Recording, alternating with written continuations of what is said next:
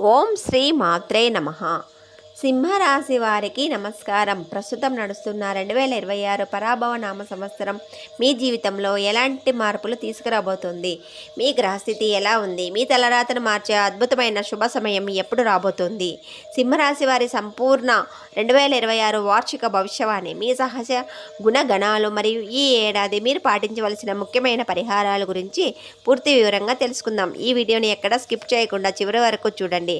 ఆ గురుదేవుడి అనుగ్రహం కోసం ఓం శ్రీ గురు రాఘవేంద్రాయ నమః అని కామెంట్ చేయండి. లైక్ చేయడం మర్చిపోకండి. ఆ గురుదేవుని ఆశీర్వాదం తప్పక దక్కుతుంది. మొదటగా సింహరాశి వారి సహజ గుణగణాల గురించి మాట్లాడుకుంటే, మీరు పుట్టుకతోనే నాయకత్వ లక్షణాలు కలిగిన వారు. ఎల్లప్పుడూ ధైర్యంగా సమాజంలో ఒక ప్రత్యేక గుర్తింపును సంపాదించుకోవాలని ఆరాటపడతారు. ఎంతటి కష్టాన్నైనా క్రమశిక్షణతో ఎదుర్కొని సొంత నిర్ణయాలతో జీవితంలో పైకి ఎదుగుతారు. ఈ 2026 సంవత్సరంలో మీ స్వయం ప్రతిభను నిరూపించుకోవడానికి ఆ పరమశివుని అనుగ్రహంతో మీకు ఎన్నో గొప్ప గొప్ప అవకాశాలు లభిస్తాయి. సంపూర్ణ గ్రహస్థితి. ఈ 2026 ఏడాది మీ జాతకంలో గ్రహ సంచారం చాలా విశేషంగా ఉందనే చెప్పాలి. ఇప్పుడు చూద్దాం గురుస్థానం ఎలా ఉంది. గురు భగవానుని అనుగ్రహం వల్ల మీకు అఖండ ధనలాభం మరియు కుటుంబంలో శుభకార్యాలు జరిగే యోగం ఉంది. సమాజంలో మీ గౌరవ మర్యాదలు పెరుగుతాయి. శని సంచారం. కుంభరాశిలో ఉన్న శనిదేవుడు ప్రభావం మీ వల్ల మీ శ్రమకు తగిన ప్రతిఫలం ఇస్తుంది. అయితే భాగస్వామ్య వ్యాపారాలలో లేదా నూతన పెట్టుబడుల విషయంలో కొద్దిగా నిదానంగా వ్యవహరించడం చాలా మంచిది.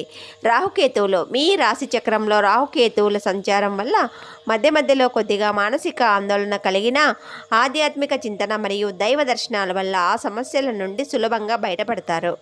ఇక ఈ 2026లో మీ జీవితంలోని ముఖ్య రంగాలు ఎలా ఉండబోతున్నాయంటే, ఉద్యోగం మరియు వ్యాపారం.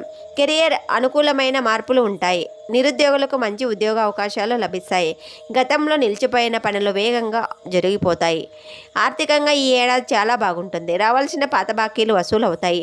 ధనం నిల్వ పెరిగితే అవకాశం స్పష్టంగా కనిపిస్తోంది. ధనం నిల్వ పెరుగుతుంది. ఆరోగ్యం. మానసిక ప్రశాంతత కోసం యోగా లేదా ధ్యానం చేయండి. మంచి నియమాల్లో చిన్నపాటి జాగ్రత్తలు తీసుకుంటే ఆరోగ్యం అనుకూలిస్తుంది.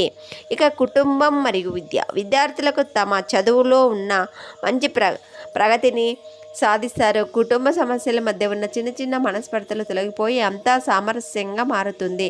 ఈ ఏడాది మీకు ఉన్న దోష తొలగిపోయి అంతా శుభం జరగడానికి ఈ 5 పరిహారాలు శ్రద్ధగా పాటించండి. సూర్యోపాసన. మీ రాశాధిపతి అయిన సూర్యభగవానుడికి ప్రతిరోజు ఉదయాన్నే అర్ఘ్యం ఇచ్చి ఆదిత్య హృదయ